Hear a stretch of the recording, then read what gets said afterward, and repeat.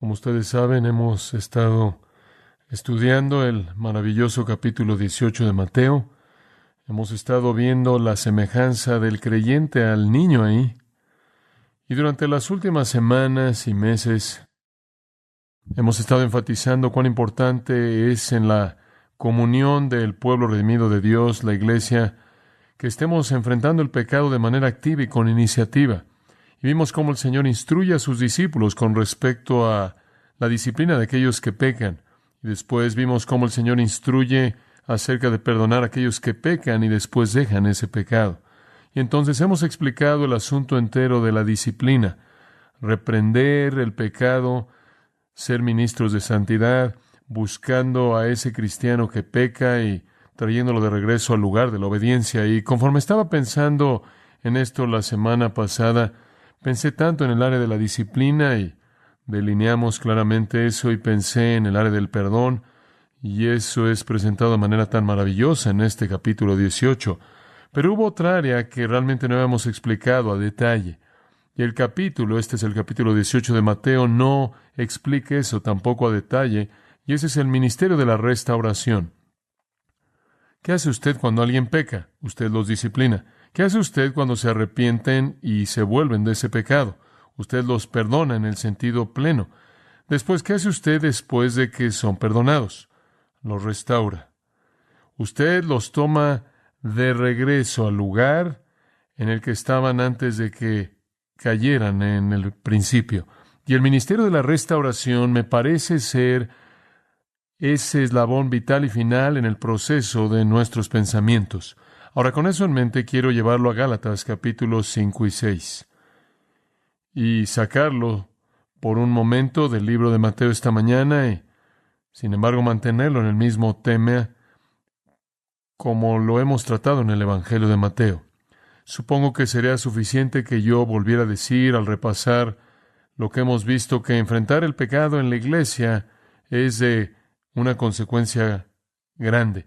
El Señor ha diseñado de tal manera su iglesia que la pureza de la iglesia es su preocupación grande. El apóstol Pablo habla de querer desposar a Cristo, a una virgen pura. Él escribe a los Efesios acerca de la importancia de no tener comunión con aquellos que ejecutan las obras de las tinieblas.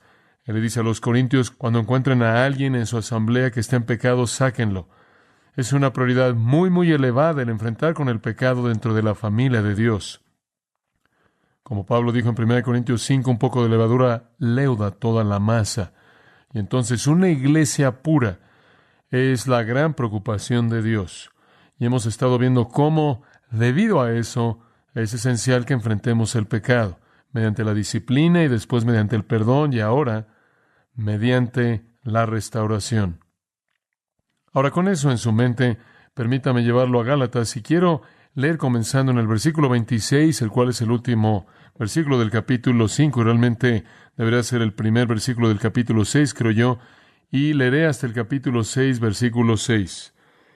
No nos hagamos vanagloriosos, irritándonos unos a otros, envidiándonos unos a otros. Hermanos, si alguno fuera sorprendido en alguna falta, vosotros que sois espirituales, restauradle con espíritu de mansedumbre, considerándote a ti mismo, no sea que tú también seas tentado. Sobrellevad los unos las cargas de los otros, y cumplid así la ley de Cristo. Porque el que se cree ser algo, no siendo nada, a sí mismo se engaña. Así que cada uno someta a prueba su propia obra, y entonces tendrá motivo de gloriarse solo respecto de sí mismo y no en otro, porque cada uno llevará su propia carga. El que es enseñado en la palabra, haga partícipe de toda cosa buena al que lo instruye. Ahora aquí tiene usted un texto que trata con la restauración. Implícito está aquí la disciplina, implícito aquí está el perdón, pero se concentra en el tema de la restauración. Ahora, este es algo esencial. Debe haber disciplina, debe haber perdón y debe haber restauración completa. Creo que esa es la intención del corazón de Pablo en 2 Corintios capítulo 2, cuando él dijo, si no hacen eso, le dan a Satanás una ventaja. Y es una invitación abierta para que Satanás entre y destroce a la iglesia. Entonces hacemos esta pregunta conforme abordamos Gálatas. ¿Qué hace usted con el cristiano que peca, que ha respondido a la disciplina, que se ha arrepentido del pecado, que ha sido perdonado y traído de regreso a la comunión? ¿Qué hace usted para restaurarlos ese lugar de fortaleza espiritual que tenían antes de que cayeran al principio? Y la respuesta viene en este pasaje. Este es el ministerio de la restauración. Ahora, para entenderlo en su contexto, quiero darle un poco de trasfondo. Galacia fue un lugar muy especial en la vida del apóstol Pablo. En sus 3 viajes misioneros, él llegó a ese lugar.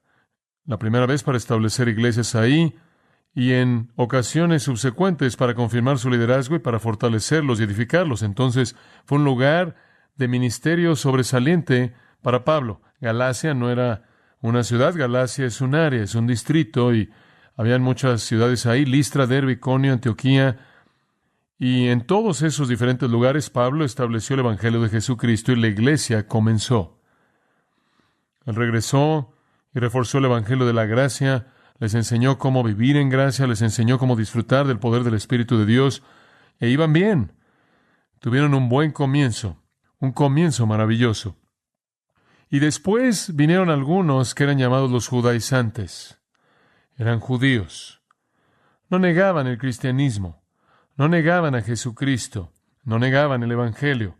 Simplemente decían que el Evangelio estaba incompleto y que hay algunas cosas que se le deben añadir, específicamente circuncisión y guardar la ley mosaica. Y le dijeron a esos cristianos gálatas, realmente no son cristianos y realmente no están en el reino, porque son gentiles que no están circuncidados y no están caminando conforme a la ley de Moisés.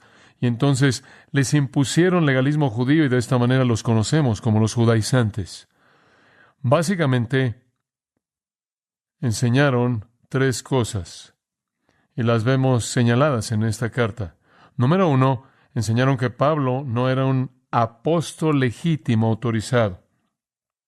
Y tenían que enseñar eso porque la mejor manera que sabían para desacreditar su enseñanza era desacreditarlo a él.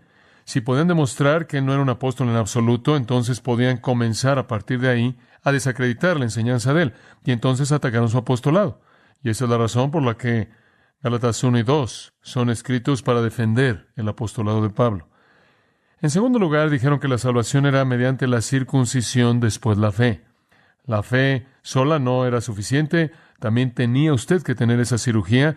Esa es la razón por la que los capítulos 3 y 4 fueron escritos, para responder a ese argumento y para mostrar que la salvación era por la gracia mediante la fe, independientemente de la circuncisión. Y en tercer lugar, los judaizantes enseñaron que la vida cristiana demandaba que se guardara de manera completa la ley mosaica. Y esa es la razón por la que los capítulos 5 y 6 fueron escritos, para responder a ese error. Ahora, obviamente, los judaizantes habían tenido un impacto.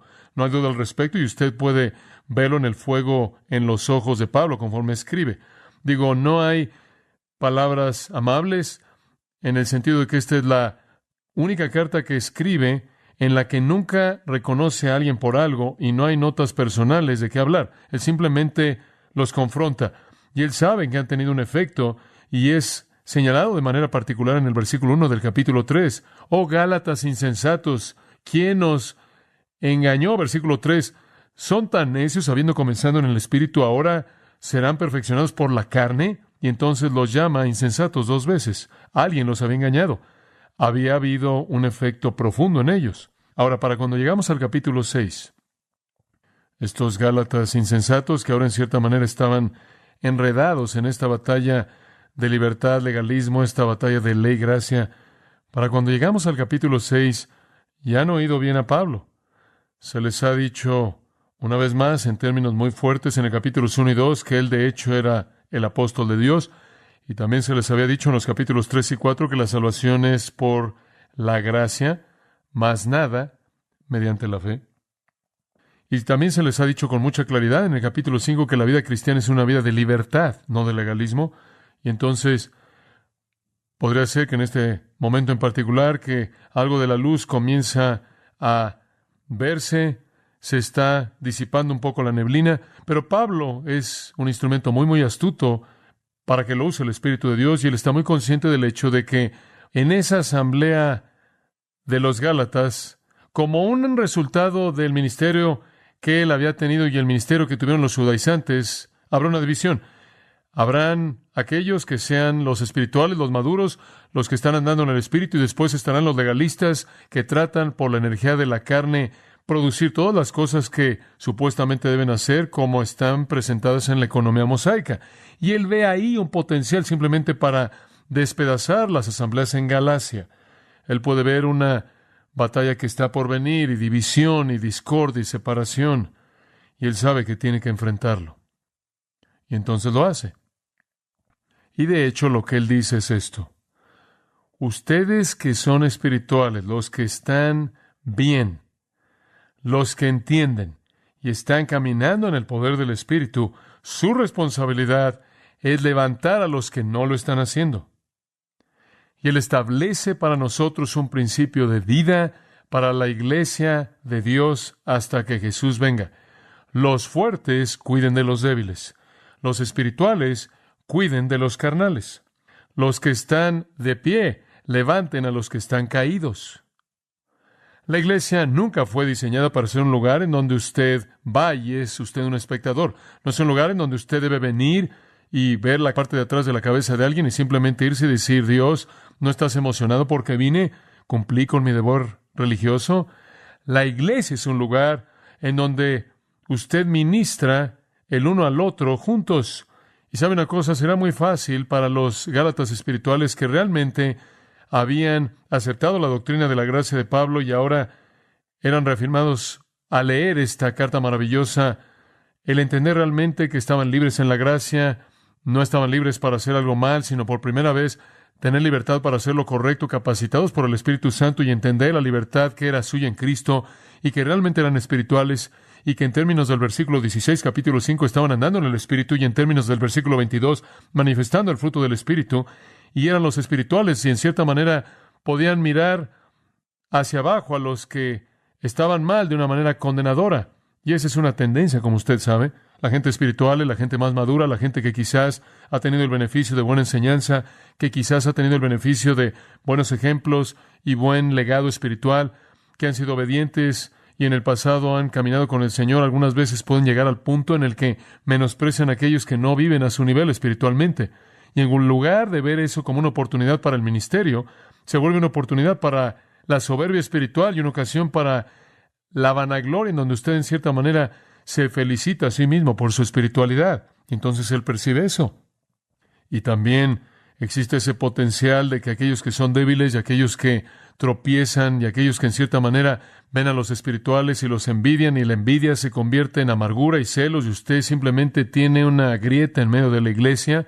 Y entonces él sabe que deben unirse estos dos grupos. Él no quiere que los espirituales se enseñoreen de los carnales. Él no quiere que los fuertes se aprovechen de los débiles o los menosprecien, y él no quiere que los débiles resientan a los fuertes. Él no quiere ver una división entre los espirituales y los carnales. Y entonces él se adelanta en esta sección de Gálatas.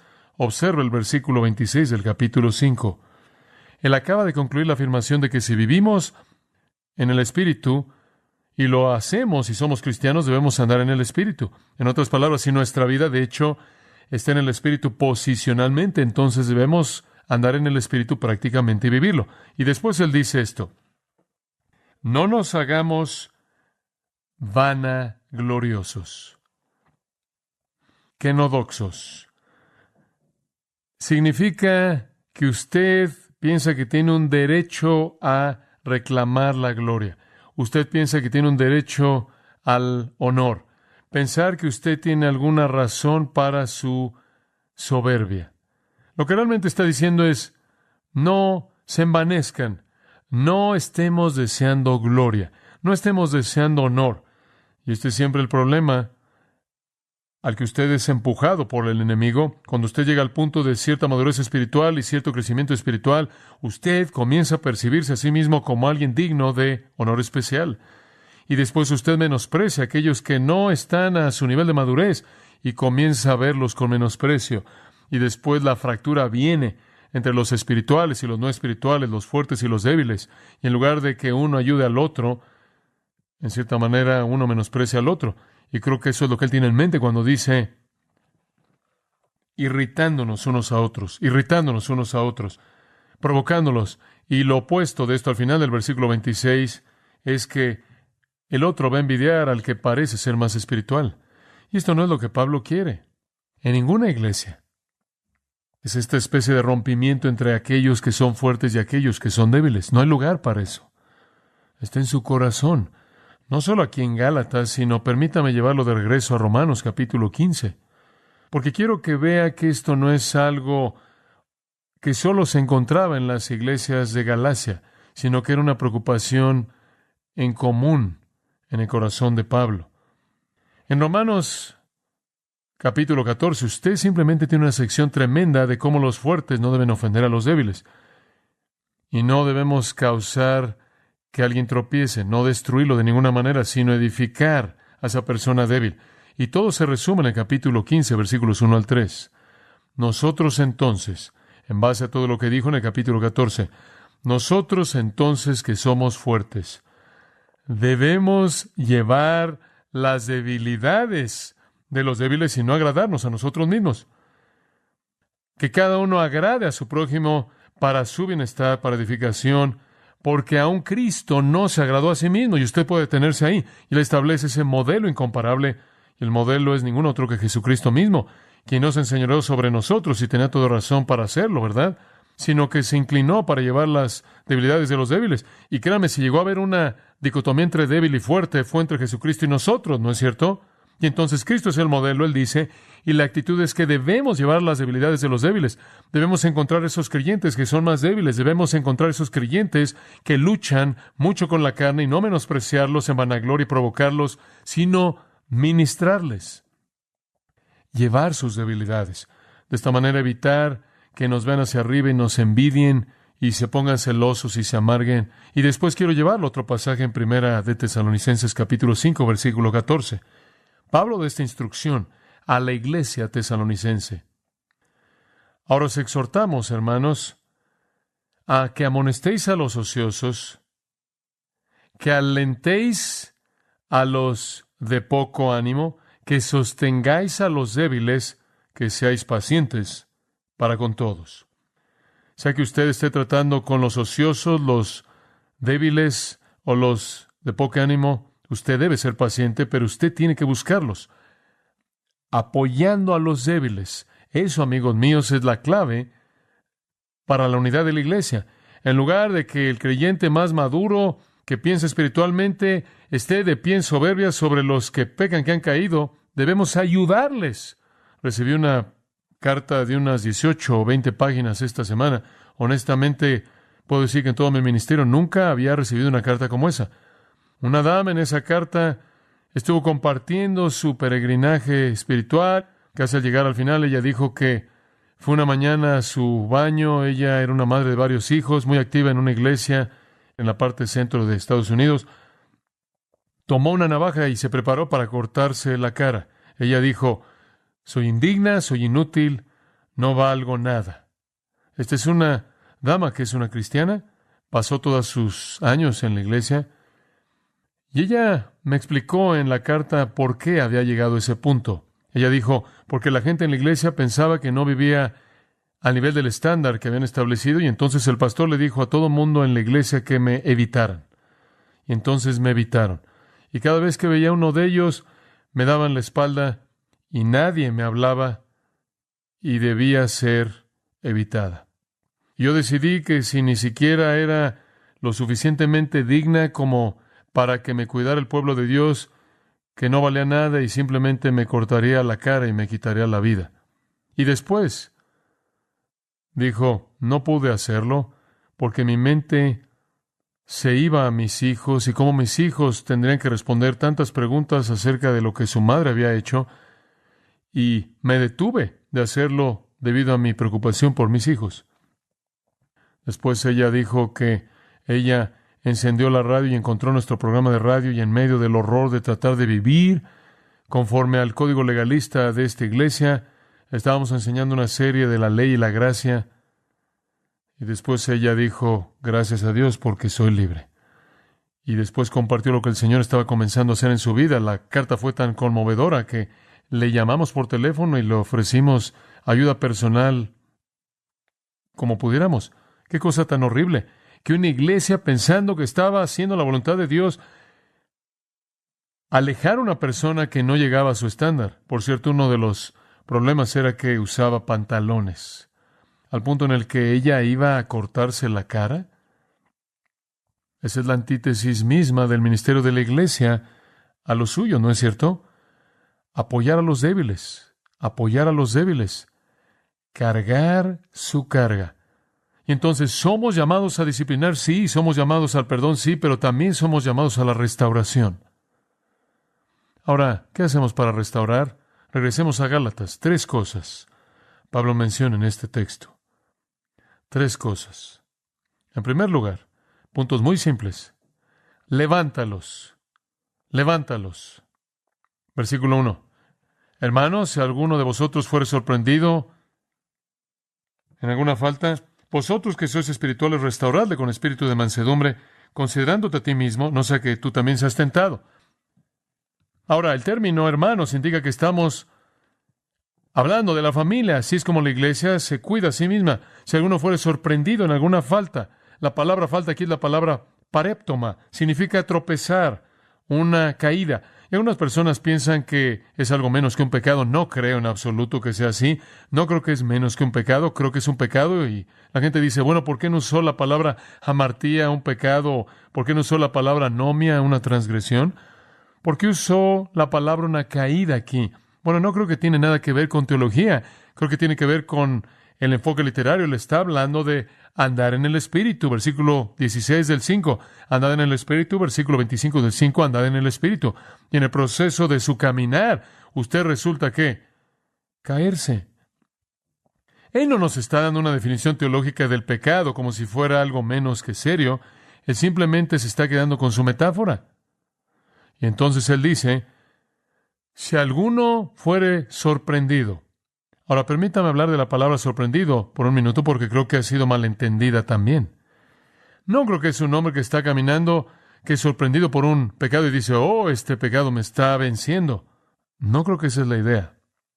Creo que la idea es que cuando un creyente va caminando y se encuentra con alguien que ha caído en un pecado, ¿ve la diferencia? No es que el pecado lo vence, es que usted se encuentra con la persona y toma a la persona que ha caído en el pecado. Si alguno es sorprendido, ahora la palabra es una palabra muy interesante, prolambano, tomar a alguien sin que esté preparado. Realmente no creo que el pecado nos puede tomar por sorpresa. Creo que tenemos las facultades y estamos caminando en el Espíritu para discernir eso. Entonces lo que estoy diciendo es que no existe algo tal como un pecado que no estamos dispuestos a cometer. Creo que lo que usted tiene aquí y la mejor expresión del texto, no puedo ser absolutamente dogmático, pero esta es una preferencia, es que se refiere al acto de detectar a otro cristiano en el proceso de pecar. Usted se encuentra con alguien que está en pecado y él se vuelve el punto entero del versículo. Entonces usted lo restaura. Ahora, usted no podría estar involucrado en la restauración si no lo hubiera sorprendido en el pecado, ¿verdad? Digo, usted lo ha visto. Usted sabe que está ahí. Usted se ha encontrado con esto. Y entonces usted encuentra a alguien en un pecado y la situación es establecida. Usted conoce a alguien en pecado. Usted se encuentra a alguien en pecado. Y lo que creo que está tratando de decir es que usted no va a vivir la vida inspeccionando a todo mundo. Es que conforme usted camina en el Espíritu, usted se encuentra con eso. No es que usted pertenece al servicio secreto espiritual y usted está metiendo su nariz en la vida de todo mundo. Es que conforme usted anda en el Espíritu, conforme usted vive, ustedes que son espirituales, se encuentran a alguien que fue sorprendido en una caída. Para mí esa es la expresión preferida. No está necesariamente mal decir que se refiere a alguien que ha sido sorprendido por algún pecado, pero prefiero la explicación que presenté. Ahora observen el versículo. Si usted encuentra a alguien así, vosotros que sois espirituales. Ahora esto es muy importante. Ahora, ¿quiénes son las personas espirituales? ¿Qué significa ser espiritual? Hablemos de eso. Decimos que alguien es espiritual o alguien es carnal. Permítame mostrarle lo que significa ser espiritual. Regreso a 1 Corintios capítulo 2, versículo 15. Y esta es tan solo una definición breve aquí. Pero el que es espiritual discierne todas las cosas o juzga todas las cosas, pero él mismo no es juzgado por nadie. Porque ¿quién entendió la mente del Señor para que le instruya? Mas nosotros tenemos ¿qué? La mente de Cristo. ¿Qué significa ser espiritual? Ser espiritual en el versículo 15 es lo mismo que tener en el versículo 16 ¿qué? La mente de Cristo. El que es espiritual es el que tiene la mente de Cristo. Visto de otra manera, en Efesios 5 dice, sed llenos de ¿qué? Del Espíritu. Entonces todas estas cosas van a suceder. Y después en Colosenses 3 dice, la palabra de Cristo mora en abundancia en vosotros, y lo mismo sucederá, por lo tanto concluimos que ser lleno del Espíritu es lo mismo como dejar que la palabra de Cristo mora en abundancia en usted. Por lo tanto, ser espiritual, esto es lo que significa, es ser lleno del Espíritu, es lo mismo que tener la mente de Cristo. Entonces, la persona espiritual es la persona que tiene la mente de Cristo. La persona con la mente de Cristo es la persona que está bajo el control del Espíritu Santo. Tener la mente de Cristo significa que usted sabe, debido a que la mente de Cristo está revelada aquí, ¿verdad? Usted conoce la palabra de Dios y usted está caminando en obediencia a ella. Como puede ver, cuando usted aprende la palabra de Dios, el Espíritu activa la respuesta obediente. Entonces, una persona espiritual es una que está caminando en el Espíritu. ¿Qué significa andar o caminar en el Espíritu? Significa tener la mente de Cristo. ¿Qué significa tener la mente de Cristo? Conocer la palabra de Dios y obedecerla. Y entonces, esa es una persona espiritual, una que está caminando en obediencia a la voluntad revelada de Dios a Él mediante la palabra de Dios, activada por el Espíritu de Dios. Ese es el espiritual. Entonces tenemos una persona, dos personas aquí están caminando en el Espíritu. Uno cae en actividad carnal, el otro todavía está caminando en el Espíritu y tiene la responsabilidad de levantar al que se cayó. Eso no es tan profundo, es obvio.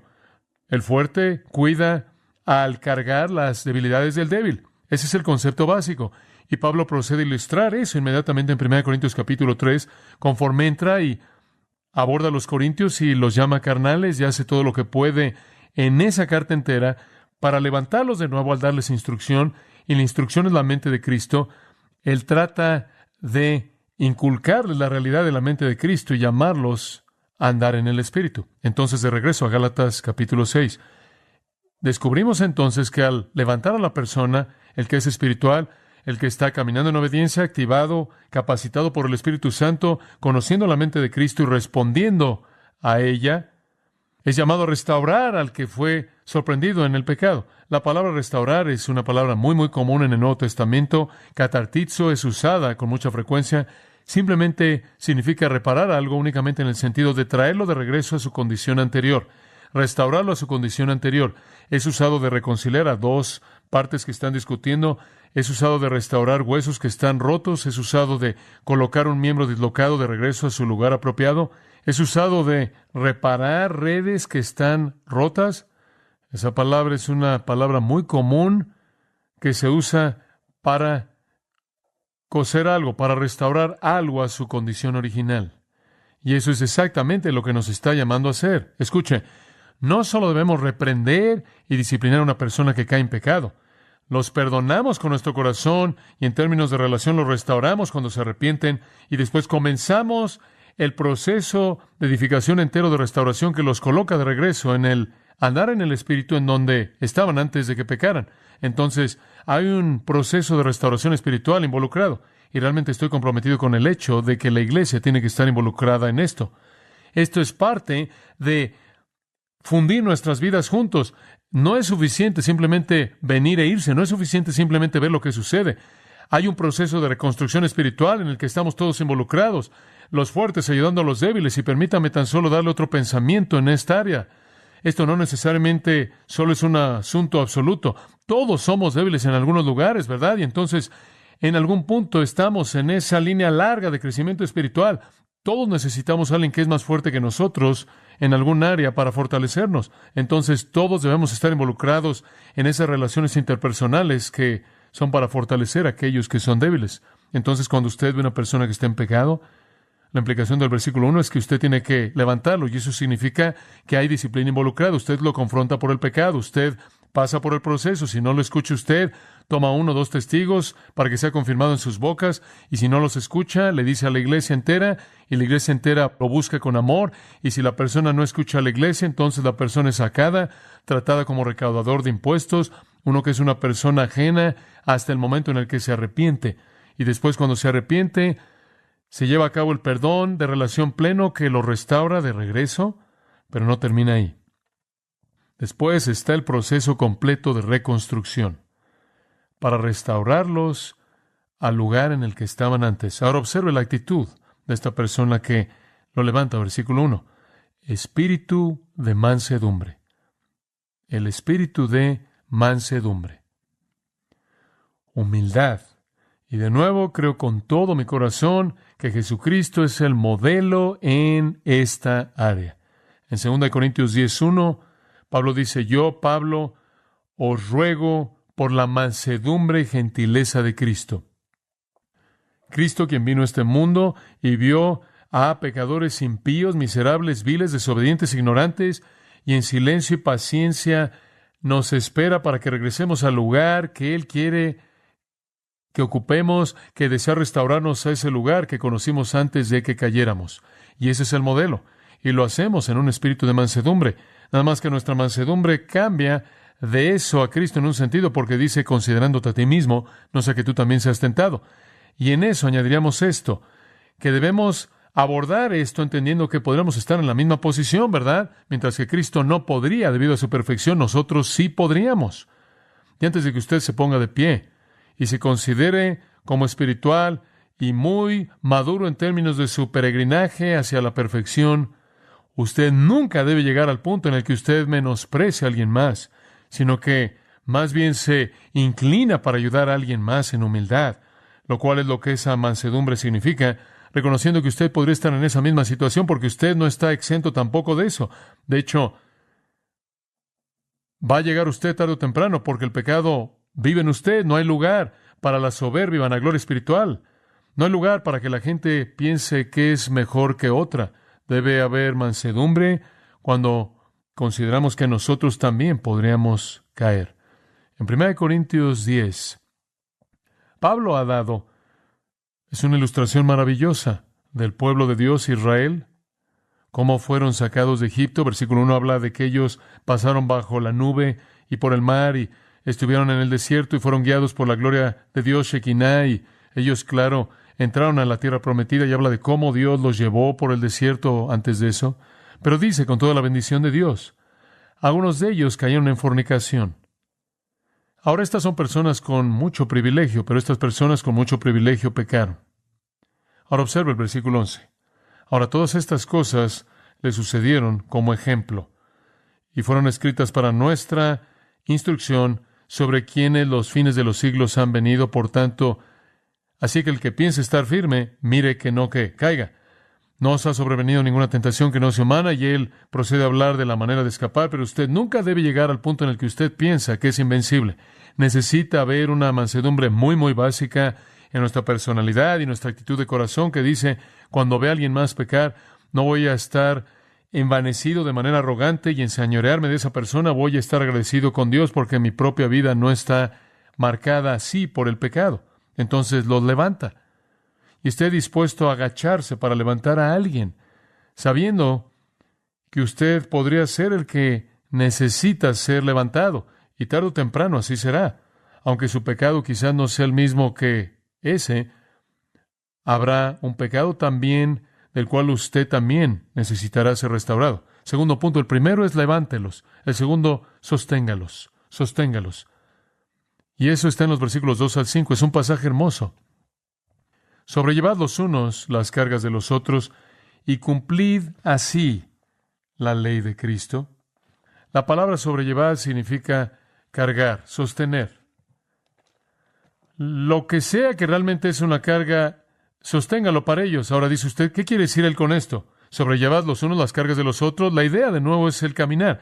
Este hombre va por el camino y él se cae. ¿Qué lo hizo caer? Bueno, él tenía algo que era demasiado pesado y lo aplastó y él se cayó y Si usted se puede imaginar eso, una caminata larga y una carga, y de pronto la carga se vuelve aplastante y se cae el hombre. Y usted dice, ahora que lo ha recogido, usted va a tener que colocarse debajo de eso y va a tener que ayudarle a cargar esa carga. Ahora, ¿cuál es esa carga? Bueno, yo creo que es, sea cual sea la debilidad que esté en esa persona espiritualmente, que amenaza inducirlo a caer en pecado.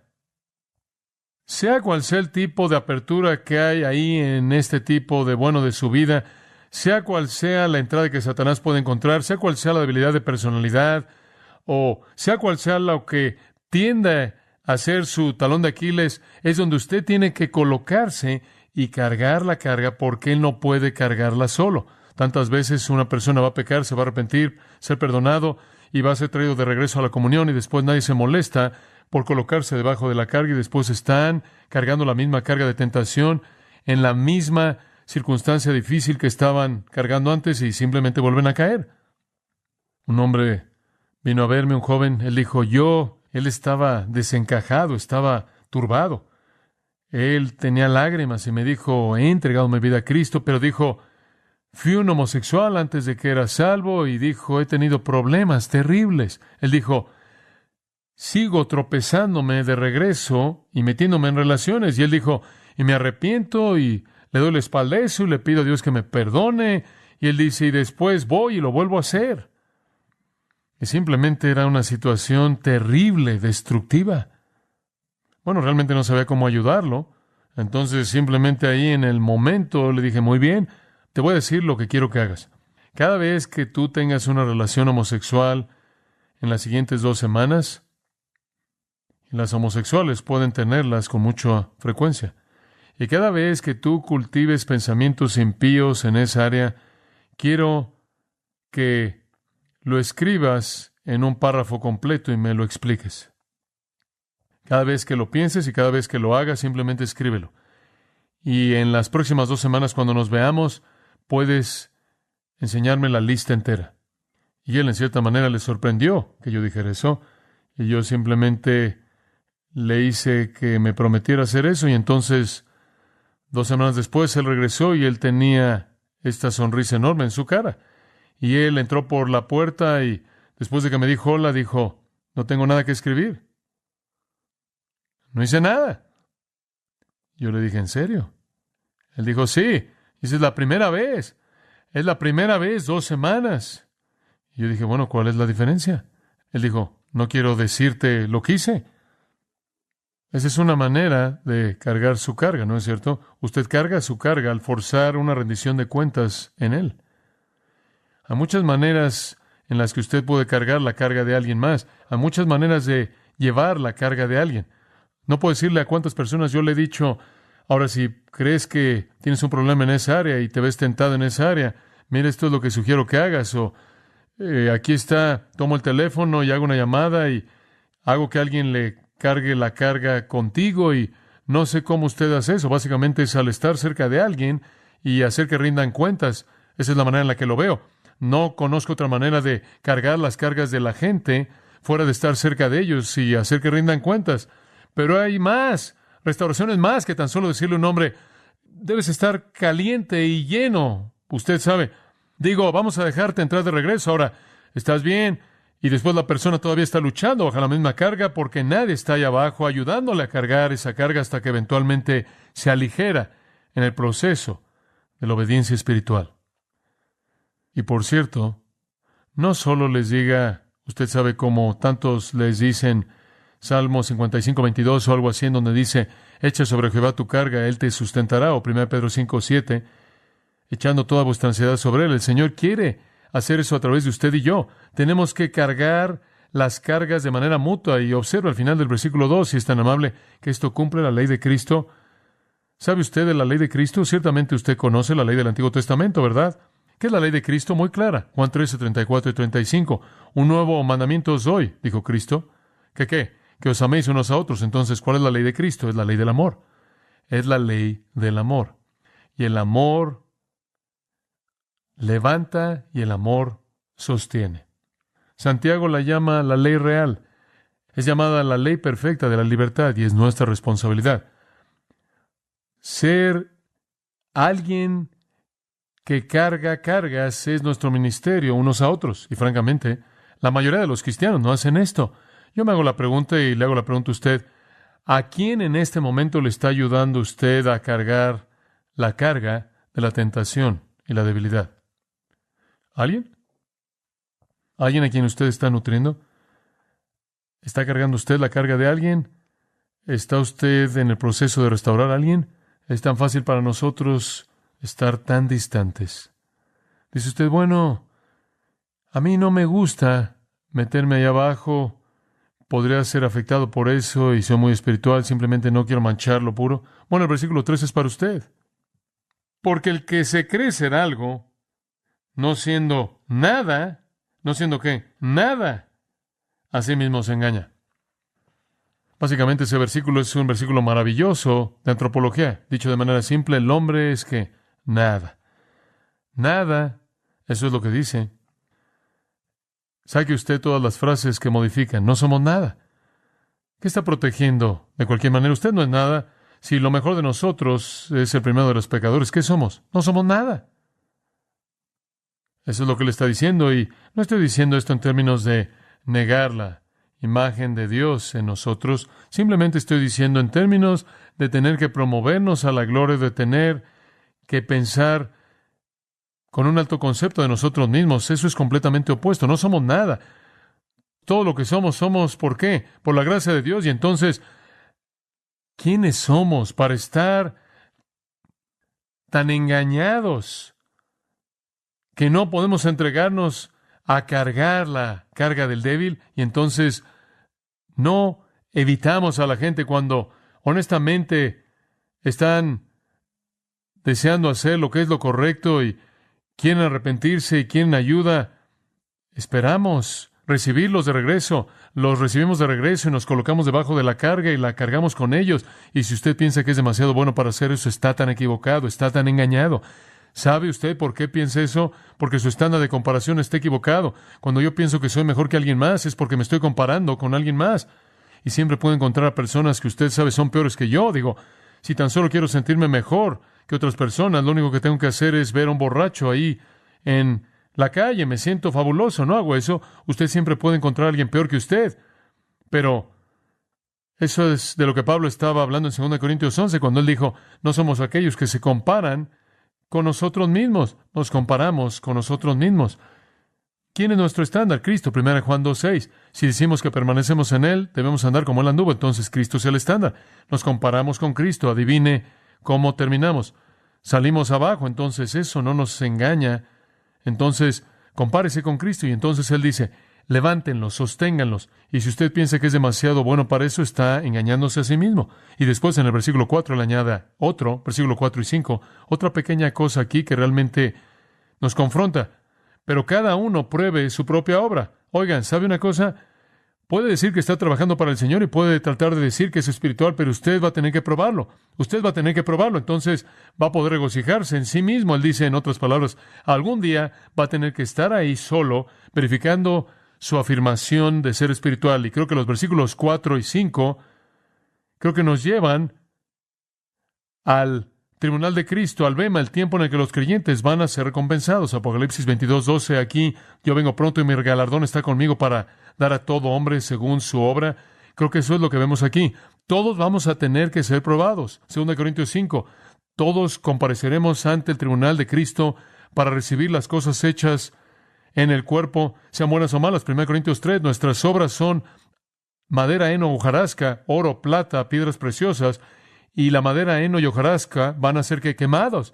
Y creo que ahí es donde tenemos los versículos 4 y 5. Cada uno de nosotros va a tener que probar su propia obra y se va a regocijar en sí mismo y no en otro. En otras palabras, vendrá un día de prueba y entonces en ese día, versículo 5 dice, todo hombre cargará su propia carga. Entonces, más vale que ahora se coloque bajo la carga de alguien más. De lo contrario, usted va a cargar su propia carga algún día por no haber hecho eso, y la pérdida de recompensa. Por cierto, las dos palabras para carga aquí son diferentes. La carga del versículo 2 es la palabra muy, muy fuerte. Varos significa un peso muy, muy pesado. Y la palabra en el versículo 5, hermosa, portion, significa una pequeña maleta de la espalda. Eso es maravilloso. El pecado es una carga pesada, pesada. Perder una recompensa es tan solo una mochila de espalda. Entonces, no quiero que piense que algún día vamos a enfrentar a Jesucristo y vamos a estar bajo este peso aplastante. Es una carga pequeña, no obstante, es una carga. Algún día usted va a tener que llevar su propia mochila en la espalda por haber fracasado en probar su espiritualidad si no está dispuesto a colocarse bajo la carga pesada, pesada de alguien más y ayudarlo a cargarla. Finalmente, recójalos, sosténgalos, edifícalos. Versículo 6. Aquel que es instruido en la palabra comparta con aquel que lo instruye toda buena cosa. Ahora, usted se ha vuelto el maestro, la persona a quien usted está restaurando, se ha vuelto el alumno. Algunas personas han usado este versículo para indicar que un predicador que predica o enseña debe ser pagado y toman el término buenas cosas ágatos para referirse a dinero, y lo que está diciendo es que quien le enseñe a usted la Biblia debe pagarle. No. Ahora, no estoy aquí para discutir contra eso. Como hecho, ese es un hecho. Preferiría acudir a 1 Corintios 9 para apoyarlo, no este texto, porque no creo que está hablando de eso. ¿Por qué meter un versículo aquí acerca de pagarle a alguien que es un maestro? La palabra buenas cosas ágatos, escuche con cuidado, nunca es usada en la Escritura para referirse a dinero. Nunca. Entonces, usarla de esa manera en este versículo es algo más bien arbitrario. Hay dos palabras para bueno, buenas cosas: kalos, bondad en forma, ágatos, bondad en esencia, y esto es ágatos. Y significa esencia espiritual o excelencia espiritual. Por ejemplo, Romanos 10:15 habla de predicar las buenas cosas, la proclamación de las buenas cosas, mismo término. Es usada dos veces en Hebreos, una vez en el capítulo 9, versículo 11, una vez en el capítulo 10, versículo 1, y de nuevo se refiere a las buenas cosas del reino de Dios, excelencia espiritual. Si usted quiere saber la mejor manera de traducirlo, sería esta: que aquel que es enseñado en la palabra comparta con el que enseña en todos los bienes espirituales. Eso es realmente lo que está diciendo, literalmente. ¿Qué está diciendo él? Oh, ese es un pensamiento hermoso. Ahora, en el proceso de restaurar a esta persona,